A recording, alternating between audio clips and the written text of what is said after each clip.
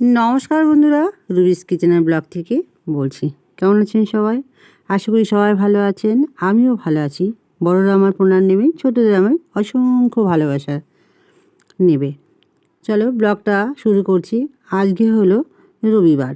রবিবারে কি মনে হলো যে হ্যাঁ, গাছের ফুল তো প্রায়ই তুলি, তো ছবিটা তোমাদের সঙ্গে শেয়ার করা হয় না, সেই জন্য আজকে একটু শেয়ার করলাম। এখন বাজে সকাল 6টা। তা দেখলাম গাছে দু একটা ফুল আছে, সে তুলে নিলাম। যদিও আমার গাছের নয়, পাশের বাড়ি গাছে, তো তারা ফুল তুলে না বলে সেই জন্য আমি যখন যেমন সময় পাই অল্প অল্প করে ফুল তুলে নিই। ফুল তুলে নিয়ে ঘরে এসে সমস্ত কাজ সেরে নিতে হবে, কারণ হচ্ছে রবিবার টুকটাক কাজ আছে, অনেকগুলো রান্না আছে। সেই জন্য তাড়াতাড়ি করে উঠে নিয়েছি। আর ঘুম ভেঙেছে আমার 4:30 নাগাদ। যেহেতু বিস্কুট আছে, বিস্কুট 4:30 উঠলেই আমাকেও উঠতে হবে, কারণ ওকে আমাকে খেতে দিতেই হবে। 4:30 5টায় যদি ও ওঠে, ওকে আমার হাতে ও খাবে, না হলে ও আমাকে বিরক্ত করে মারবে, ঘুমোতে দেবে না। তো যাই হোক, সমস্ত কাজ সেরে আমি এসেছি আজকে ছেলের ঘরটা একটু পরিষ্কার করতে। তো সমস্ত পরিষ্কার করে নিয়েছি, আর টুকিটাকি মোছামুছি বাকি, সেগুলো করে নিয়ে বিছানাপত্র ঝেড়ে ঝুড়ে নেব। আর এ পাশে জানলাটা খুলিনি, ও পাশে জানলাটা খুলে দিয়েছি। আর কাজ করছি, আর মনে মনে একটা চিন্তা হচ্ছে, কালকে তো সোমবার, মানে সোমবারে তো ভোটের রেজাল্ট কী হবে।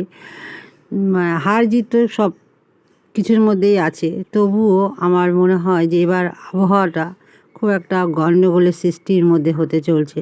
আমার নিজের ওপিনিয়নে বলছি, আমি এত বছরের আমি ভোট দিয়েছি, দেখেছি, এরকম আবহাওয়া আমি দেখিনি। তো এই আবহাওয়াটা দেখে মনে মধ্যে করে চিন্তাভাবনা করছিলাম, কারোর জন্য করছিলাম না, করছিলাম ছেলে মেয়ের জন্যই, যে ভবিষ্যতে দিয়ে কী হবে এই ভাবছিলাম, আর এই কাজ করছিলাম। কাজ তো করতেই হবে, এইগুলো কোনো রাজনীতির নেতারা এসে তো এইসব কাজ করে দিয়ে যাবে না, বা তাদের সাঙ্গপাঙ্গ যারা আছে, যাই হোক আমাকেই করতে হবে। আর ভোটের কথা বলতে গেলে মনের মধ্যে একটা চিন্তাই থাকে, যেহেতু নিজে ভোটটা দিয়েছি, সেই বলার অধিকার আমার অবশ্যই আছে। আমরা যারা ভোট দিই তারা একটু অবশ্যই বিচার বিবেচনা করে ভোটটা দিই, সবাই তাই দিয়েছে আমার মতন মতন করে। এই চিন্তাভাবনাই করছিলাম আর কাজ করছিলাম, আর আলোচনা করছিলাম হাজব্যান্ডের সাথে। ভালো লাগে, বেশ ভালো লাগে। তারপর তো এই 5 বছর পর আবার অন্য একটা সিট, আবার অন্য এক ভোট, এরকম শুরু হবে, চলছেই। আর কথা বলতে বলতে অনেকটা দূর এগিয়ে চলে এসেছি। ঘর পরিষ্কার করে ঝাড় দিয়ে ঘর মুছে, পাপিয়া তো আসবে কি আসবে না তার ঠিক নেই। আমার সকালের কাজগুলো আমি করে নিই। স্নান করে পুজো দিয়ে নিয়েছি, আর পুজো দেওয়ার পর আমি আজকে পুজো দিয়েছি শাড়ি পরে, আর শাড়ি পরে পুজো দিয়ে চলে গিয়েছিলাম শিব মন্দিরে একটু জল ঢালতে। হ্যাঁ, বলবে হয়তো সোমবার না রবিবার, হ্যাঁ কি একটু ভিডিও করবো বলেই গিয়েছিলাম, অনেক দিন ধরে ইচ্ছা ছিল একটা অন্য ধরনের ভিডিও করব, সেই জন্যই মন্দিরে গিয়েছিলাম জল ঢালতে। এটা ওই ভিডিও করার জন্য গিয়েছিলাম, আর কি মন থেকে চাইলো এই মন্দিরে একটু জল ঢালবো, তাই গিয়েছিলাম। এখানে শনিবার রবিবার সোমবার এটা কোনো ম্যাটার করে না, ভগবানের কাছে যে কোনো বাড়ি যে কোনো সময় যে কোনো টাইমে যাওয়া যেতেই পারে। তো একটু ভিডিও করেও নিলাম। করে এসে কাপড় টাপড় ছেড়ে রান্না করতে ঢুকেছিলাম। আর আজকে রান্না করেছি হচ্ছে পাবদা মাছের ঝাল, তার সাথে এঁচোড় চিংড়ি, আর করেছিলাম শাক। সমস্ত রান্নার রেসিপি অল্প অল্প করে তোমরা আমার চ্যানেলে দেখতে পেয়ে যাবে। আর এদিকে পাপিয়া চলে এসেছে দেখো, আর এসে নিয়ে আমাদের সেই গল্প, রাজনীতির গল্প। পাপিয়া চিন্তায় পড়ে গেছে কি হবে। আসলে জানো, এই আমাদের নিম্নবর্তী মানুষেরা একটু বেশি চিন্তা করে ভোট আসলে পরে, কারণ তাদের কী অবস্থা হবে, এটাই স্বাভাবিক, এটা হয়ে আসছে, হয়ে এসেছে, আবারও হবে। ওরা বেশি চিন্তায় করে। যাই হোক, কিছু করার নেই, ওদের চিন্তা ভাবনা ধারণা নিয়ে আমার কিছু হবে না, আমি আমার কাজ করতেই হবে। আর চলে এসেছি রান্না করতে, দেখলেই তোমরা। এঁচোড় রান্না করলাম, পাবদা মাছের ঝাল করেছি। পাবদা মাছের ঝালটা অসাধারণ হয়েছিল। আমি ওদের নর্মালভাবে করেছি, আর এই রেসিপিটা ছেড়ে দিয়েছি যতটুকু ভেবেছি। রেসিপিটা আমি ভাবছিলাম দেখাবো না, কিন্তু দেখিয়ে দিলাম, ভালো হয়েছিল। যাই হোক, রান্নাবান্না হয়ে যাওয়ার পর রান্নাঘরটা পরিষ্কার করে নিয়েছি, নিয়ে দুপুরের খাবারটাও খেতে বসে গেছি।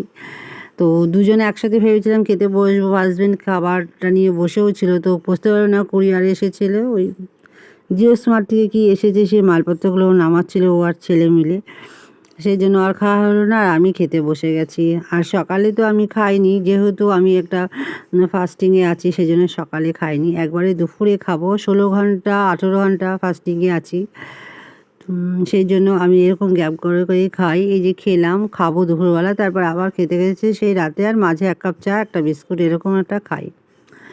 তো রান্নাটা তোমাদের সাথে শেয়ার করিনি, রান্নার ভিডিওটা তোমাদেরকে অবশ্যই শেয়ার করে দেবো। দুপুর গড়িয়ে বিকাল হতে চললো, বিকালেরও আমি ভিডিও করে তোমাদের সাথে শেয়ার করব অবশ্যই। আর দুপুরবেলা যখন আমি খেতে বসেছিলাম তখনও একটা চিন্তা মাথায় ঘুরছিল যে এই সোমবার দিন কি হবে, এইটাই চিন্তা করে করে খেয়েছি। আর ভিডিওটা অনেকটা বড় হয়ে গেছে খেতে খেতে। তো যাই হোক, বারবারই হয়তো তোমাদের রান্নার শুরুটা দেখিয়েছি, সেই জন্য রান্নার শেষটা দেখালাম। কি কি রান্না করেছি সেটাই তোমাদের সাথে শেয়ার করলাম। আজকে এঁচোড় রান্না করছি দুরকমভাবে। একটা রান্না করেছি মাছ ছাড়া, একটা মাছ দিয়ে, মানে চিংড়ি মাছ দিয়ে। তার সাথে করেছি শাক, ডাঁটার শাক, আমার বাড়ির নিজস্ব গাছে ডাঁটার শাক দিয়ে আমাদের বাড়ির সঙ্গে দেখাশোনা করে সে দিয়ে গিয়েছিলো। আর করেছিলাম হচ্ছে পাবদা মাছের ঝাল। পাবদা মাছের ঝালের রেসিপিটা অবশ্যই তোমরা দেখতে পাবে আমার রুবিস কিচেন চ্যানেলে। তারপরে দুপুরবেলায় খাওয়া দাওয়া করতে বসে গেছি। বললাম যে খাওয়া দাওয়া করতে বসেছিলাম দুজনাই একসাথে। তো হাজব্যান্ড আর খেতে পারলো না, কুরিয়ার এসেছিলো, ছেলে আর হাজব্যান্ড মিলে কী সব নামাচ্ছিল। তো যাই হোক, আমি খাওয়া ছেড়ে উঠিনি, আমি আগে খাবো তারপরে উঠবো, এটাই আমার নিয়ম, আমি খাওয়া ছেড়ে উঠি না।